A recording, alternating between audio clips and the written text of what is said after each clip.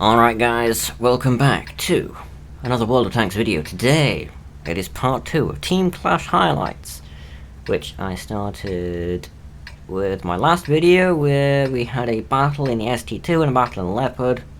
Those were my highlights with non-rental tanks. Right, my two best battles I had with non-rental tanks. This one is going to be my best battles with the T110E5 BB meaning Battle of the Bloggers, I believe. That's what the BB stands for in the rental tanks. So all of the BB tanks are the rental tanks from the event that everyone can get. You know, just by playing the event, which of course is over, but you know. Here, as you can see, I am a little bit sad in the chat that we have two people taking what is arguably the wrong route. Also, why is my minimap the wrong size? There we go. But yeah, I really wanted to try this vehicle out because it's one of the tanks that was sort of recently buffed, right? Was this one, the IS-4 and the E100. Also, I have quite a lot of discounts, XP wise on this line, the tier 9 and the tier 10, right? The tier 10 is actually less XP for me than the tier 9, which I find kind of funny. So we of course are trying to take the cap side on this map because we have the cap booster active. You can't see currently because for some reason the replay doesn't show the boosters that are currently active at the time of the battle. I'm saying push cap because they have 3 people on the other side, and you know, when we have superior numbers it only makes sense to try and push. As you can also see, I have the Circon reward camo on the E5 rental. Because why not, right? So, here is where the action starts. We start by saying hello to the enemy Kranvang, who has got himself into a very awkward position where he is getting farmed by almost literally everyone. And he is not long for this world. I work on trying to help take out the Conqueror next, the Super Conqueror. Put a shot into him, he puts a shot into me. He also takes a shot from one of our allies. This 277 is going full ham on this guy. My track gets repaired and I decide to go with him because, again, we have the people advantage. I'm waiting for the Super Conqueror to be finished off. There we go, and a shot into the IS-4, trying to get behind this rock. We have lost 3 of our guys and they've lost 2. Nah, Russian side armor absorbs everything. IS-4 should be dead. I repeat, IS-4 should be dead. There we go. And now we want to see if we can get rid of this 277, who's trying to run and trying to kill our WZ. WZ dies, and it's 3 versus 4. 277 is still trying to run. I get a tracking shot into him. And 60 TP is poking the ridgeline, and I'm trying to stay safe here because of course I have the humongous E5 cupola, which the 60 TP manages to hit with high explosive, dealing 300 damage to me, which is not the best thing in the world. TVP is trying to peek from that side and is farming our WZ, so I try and get a shot into him. I take my time aiming. Boom, there we go, straight in the face. Low roll, unfortunately, but it's okay. 277 is down at one-shottable. 60 TP is pushing. And I decide, seeing that he's on the move, I try and peek, take a snapshot into him. Luckily, we hit him and we high roll, which is very good, and he just fired at our WZ, killing him. So I put another shot into him, tracking shot. Perfect average roll. TVP puts 2 shots into me, only one of them actually does anything. Actually, no, 3. Only one of them does anything, which is very good, and I think he might be on reload. So at this point, I make a split decision to push the 60 TP because otherwise our 277 is going to die for the others. Unfortunately, I'm not quite quick enough to get a shot into the 60 TP, but I do get a shot into the TVP. On reload here, they're both focusing my ally, so I can get another shot into 60 TP, and I finish him off. And now it's me versus these two enemies, the enemy 277 and this TVP. He bounces one, and I think he's now on reload, or he's just trying to aim. No, he's got another, but he bounced. And TVP is dead. He messed up royally right there. I salute and do a little dance, and I'm just casually on 5,000 damage and 770 assistance. And I actually end up capping this one out, because the enemy 277 was apparently AFK the whole battle. So I'm not going to bore you guys by letting you watch 3 minutes of me sitting in the camp. But let's just say that I sit here for the full 3 minutes, cap the battle, and get the double points, rather than farming the damage and not getting the double points. So that will do it for this replay, and I will see you guys in the next one. Well guys, here we are with the second replay, and I know what you're thinking. Bobby, it's the same battle. No, it isn't the same battle, but it may as well be, because it's literally the same map, same spawn, same tank, same everything pretty much. But it's still worth showing, because well, otherwise why would I be showing it to you guys, right? I wouldn't pick some crappy battle that was like 1k damage and 0 kills and I died and so on. So it's the same plan as the last one. Win the cap side of the map. This time luckily we have everyone on the team going to the same side, which is very good. The key, by the way, in this mode when it comes around again, is make sure to stick together. If you stick together and you have all 7 tanks together, it is much easier to win as a group, whereas if you split up, and let's say the enemy sends all 7 together, and you send 2 guys around the other side of the map, and it's 7 versus 5, well, you've lost, haven't you? Because you can't win with fighting against an extra 2 tanks, and your other 2 guys are just wasting time on the other side of the map. They can't get to the enemies in time unless they're playing like an EBR or a CS63, and yeah, it's GG. But luckily, apart from our type who was being slow and our 277BB who was going through the middle of the field, because why the hell wouldn't you go through the middle of a field in a heavy tank, we've got everyone together. That's good. This time, however, it's a little bit different. They have rushed the cap first, so we need to play a little more cautiously, at least at the beginning. I knock over a couple of the trees to make a little bit of a safer firing position. And then, here, I notice the mouse and the Jagdpanzer E100 are spotted where our 277 went through the field, right? He spotted those guys, he's almost dead already. But those 2 guys are kind of out of the fight for the enemy team. At the beginning there, I put a really lucky shot into the Centurion, and I put another shot into the 277. And so far, no damage taken, so that's very good. And here, I'm trying to think, what do I want to do?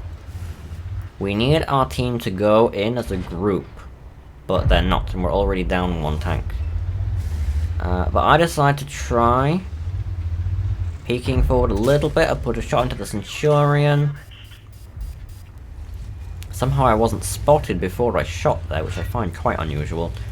And here we see the 277 is running. The Centurion has already run, so now we know that there's only the, I believe, the 430U. Yeah, the 430U sat where he last was. He develops a heat round into our tracks. We put a round in the 277. That's the 430U. And here we just want to see if we can take out this other 277. We've got the 121 with us. And the Type 5 has arrived too, which is very good. Put a round through his engine deck. He hits our gun, and he gets finished off by the Type 5 Heavy, who is taking all the brunt of the damage, which is very good because he has the most armor in this situation. Centurion is in the same position as the Kranvang was in the last battle, which means he's going to get punished. And now, A challenger approaches. The mouse. The mighty mouse. And, I can't penetrate his lower plate from below. And now the Jagdpanzer E100 pushing as well. This time I can penetrate his lower plate, and I'm just pleased like, don't penetrate me! He tracks me. I put a shot through his upper hull. We also ram each other and heat round into the track. 1000 heat damage absorbed. And here I'm trying to figure out who do I want to get rid of first. The Jagdpanzer is turning, which lets me put a round into his track. Here I'm trying to get safe from the guys that are behind me. Finish off the Jagdpanzer. Mouse is looking the other way. These guys are also pushing. So I use the Jagdpanzer corpse as defense from the 277. The mouse is trying to turn, but is also getting shot by the 121. I put a shot into the back of the mouse's turret, but unfortunately it was at too harsh an angle, and I bounce. Luckily the 277 also bounces. Shot into the mouse's butt. Finish him off. And here I'm just trying to stay safe from the 277 long enough to get another shot in, which I succeed at doing. I put it into his engine deck. Unfortunately, it's a massive low roll, and we don't finish him off. 121 finishes him off. We're down, but we've done 2,500. No, sorry, not 2.5. 5.2. I got the numbers the wrong way around. 5.2 thousand damage and 2 kills. And here we are just watching our last two guys finish off this 430U. Boom. And, yeah. GG. Look at the graveyard we created. There are 1, 2, 3, 4, 5, 6, 7, 8, 9, 10, 11 dead tanks here? Am I counting that right? There's either 10 or 11 dead tanks just here.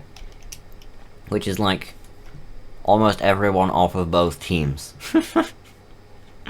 Including myself, of course. I did not survive this one, but I did more than my fair share of damage to the enemies.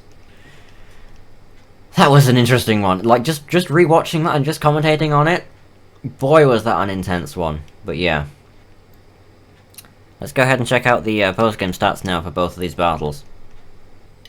So guys, here is the battle results for the first replay.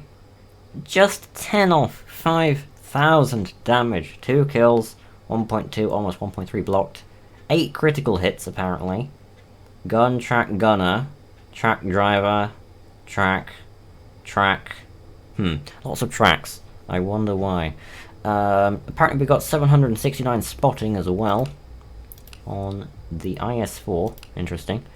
We came top on damage and by XP, 812 base XP, even though that doesn't really matter in this mode. Enemy 277 luckily was AFK. That's probably the only reason we actually won that one, was just because it was 7 versus 6 in that particular one. Not to mention, 2 of our guys went around the other side of the map and died pretty much for free. So, you know, that was that. Made 20k profit as well, which is surprising considering tier 10 and all that. And 100 base capture points, because of course I captured the base. To get the double points for the team. So that was that one. The other one was this one. So 5.2 thousand damage, 1.5k block, 3 criticals this time, 2 kills. This time not top by XP, and not top by damage, but second for both. Enemies played actually quite well there. Both teams played quite well, apart from these guys. But it's fine. Every contribution counts. This time we just barely scraped a profit. And, yeah. Those were the 2 battles. Hopefully you enjoyed them. Do I still have the rental? I do. Yeah, so yeah, I was playing with this. This was my equipment that I had, and I have, of course, had the Zircon camo on, my T-29 crew in here, because, quite nicely, you can put any crew in, the rental tanks, a lot like a premium tank. So yeah. And let's see, yeah, the other thing is, at the end of this video, which is very soon, you will see, if you keep watching, 4 clips that were just like random clips from not particularly amazing battles, but some were good battles, but just some clips from the Team Clash that I thought would be fun to share with you guys. So make sure to stay tuned for those. But other than that, hopefully you have enjoyed part 2 of excuse me, yawn, hashtag yawn in the comments. Hopefully you enjoyed. Let me know again what you think of Team Clash. What's your opinions on the E5?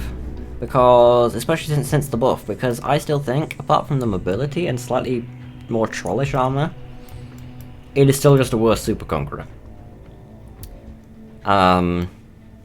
I was getting ammo racked all the time, just like Super Conqueror. I don't know. But weirdly, I kind of prefer it.